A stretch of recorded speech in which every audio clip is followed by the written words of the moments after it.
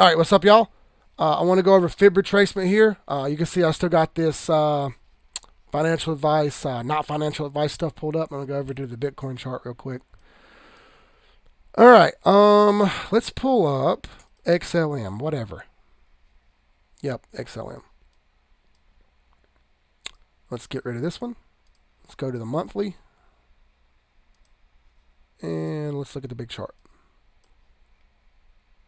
All right, so historically what I've been using for fib retracement, after digging around on fib retracement for a long time and fiddling with it and trying to fine tune it, was, I like the 50 line as the number one line, which is here. This will be part 3 of fib retracement. 50 line here. The second most important line will be the 786. God, that's the sloppiest line ever.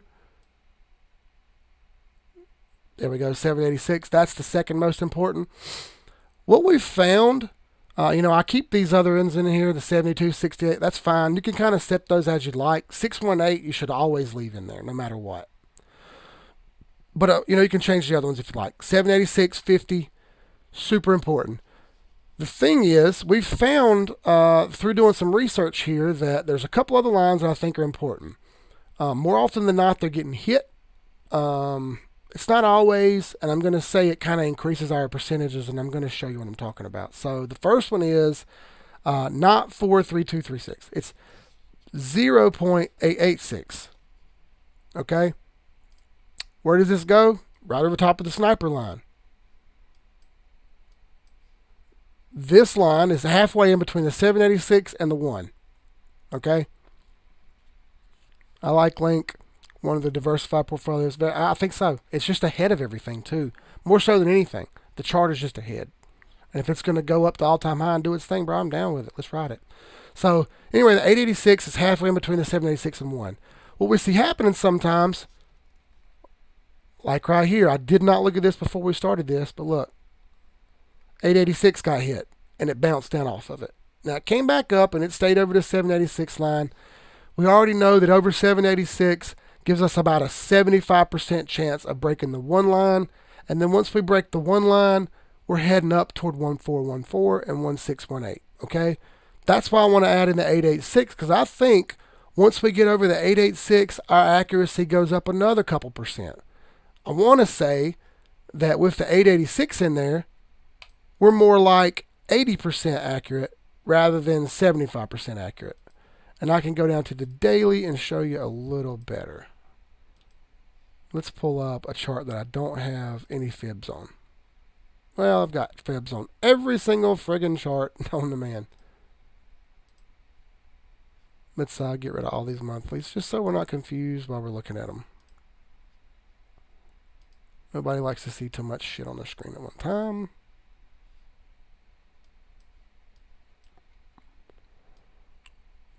All right. So, we're pulling up here. That's not fib retracement. I wish fib retracement was at the top of this little toolbar right here, so it'd be easier. Nick, I shared that TV 101 with you so you could kind of understand what I was saying about how TradingView works and whatnot. All right. Now on this one, it didn't so much matter because it blew right through it. We came up, pulled down, got hung up at the 50 a little bit, fell under the 50, got stuck, dipped down, blew right on through 786, under 886, but it did come back and touch 886 a couple times. Like I said, it kind of increases our accuracy a little bit. We bounced on the bottom of 886, and instead of coming back up to 786, we got hung and come straight back down. This is what I mean by increasing our accuracy. This didn't go back up here to 786. It got stuck in between, halfway in between at 886. If we had been looking for this to go all the way back to 786, we'd have lost on that one. So it got hung under here. So I think, but I did not look at XTZ before we started this. I just pulled it up and went with it. And it just so happens that one shows up correctly. All right, let's try Ethereum. I don't own any Ethereum, but let's look at it. It's interesting that in the night my voice starts to fade a little bit. I didn't do anything. It just starts kind of to just do its own thing and fade away. We got the same setup here on Ethereum, it looks like.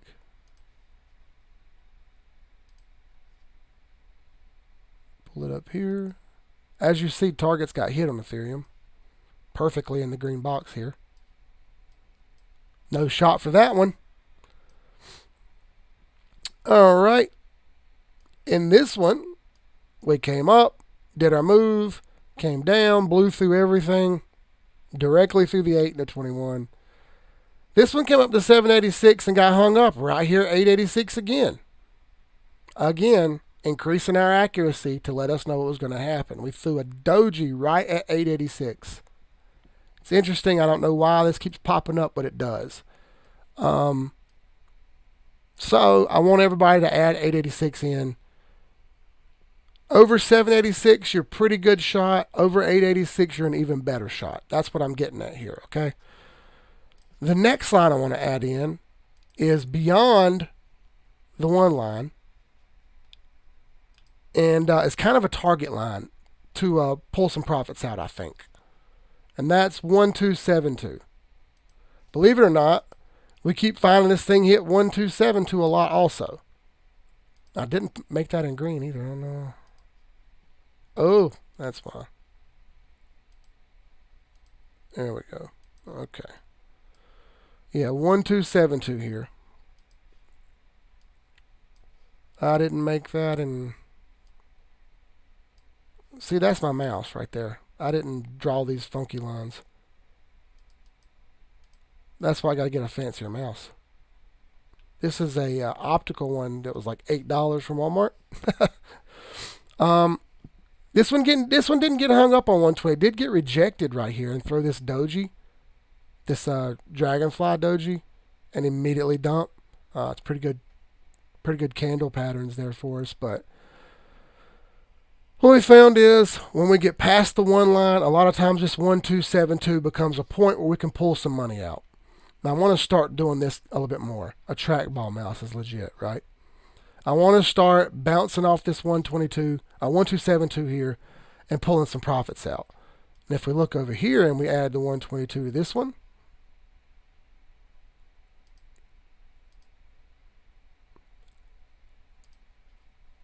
this would have been a chance to actually take some more profits here on this, the one that I just talked about during this financial what to do when you get out situation here. You could almost say I want to take 25 here, I want to take 10 here, I want to take 10 here. You know what I mean? And kind of spread out your profits a little bit. I think I'm going to start doing this on these hopping coins that we have, not the shit coins that we're doing, but the hopping coins. I think I'm going to start using 1272 to pull out a percentage each time before we get up there, so that if it does start backtracking on me, I got some profits out. And I want everyone else to kind of try to gauge it a little bit to see if you can use the 1272 as a line to kind of get out on. It's not always going to work, and we're still aiming for our 1618. But I think it's a smarter play to pull out some profits as we go up, rather than always waiting on the 1618. Because as we saw with other coins on their big weekly moves, they're getting stuck at 1414 instead of going up to 1618. And we found out, of course, there's some resistance reasons for that. But I think it's a smarter play. I just feel like it's a smarter play. Even if you only want to take a quarter of the profits, whatever. Take some of them. You know what I mean? You can run the percentages in your head and figure it out on your own of how much you want to do. Maybe take half, maybe take 10%. I don't care, whatever it is. You set an alert at 1272. When it gets to 1272, we're going to use that as a profit line. These will be our three main profit lines: 1272, 1414, 1618. And I'm still going to say that 1618 is the number one profit line. The number one. If you want to take 10%, 15%, and 100%. You know what I'm saying? That would leave 10, 15, and then 75. You know what I mean? That way you're getting the most out of this on the way up, and you're reducing your risk as you ride.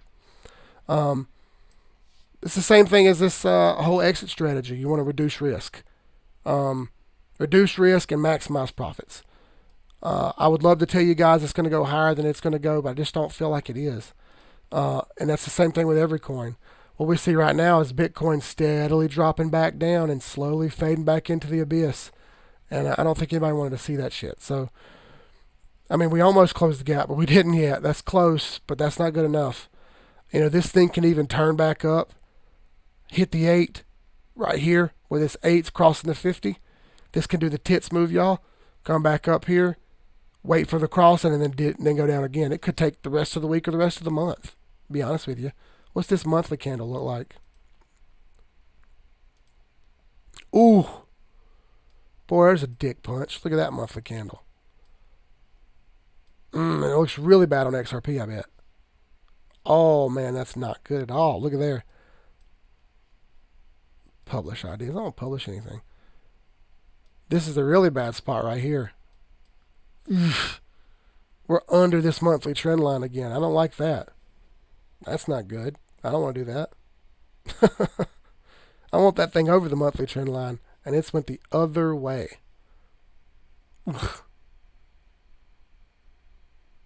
100% what Darth just said. The 8s and 21s are really sharp downward.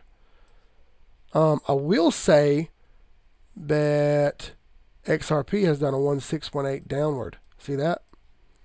From here up and then down, we did a 1618 on the 100 MA. So I think this is either going to jog sideways and come up here and get rejected, or it's going to keep coming down one way or the other. It's got to move. It can't sit here much longer. This doji on the bottom of this candle here kind of looks like reversal to me. And that'll reverse back up toward the 8 on the bottom of this trend line. Do we hit that trend line and dip? That's going to be risky, man. I'm not sure. All in, Keith. I hear you. Yeah, if we flip the candles above that 8, that would be great. I 100% agree. You hear, Nick, you'll hear a lot of people talking about the 8. The 8 EMA is really important, okay? That's just why. Let's see. You lose the opportunity for gains, also protect yourself from losses, kind of. Oh, I'll stake. Yeah, okay. So we'll stop this here. That's all I wanted to do was add the rest of the retracement update in there. 886 line, 1272 line. Add them in and see what you guys think. If you're seeing it be more accurate or less accurate, let me know. I feel like I've looked at it pretty hard here, and I've got a pretty good feel for it. Again, it's an increase in probability on the 886, and it's a profit taking line on the 1272. So it's like your first profit taking line.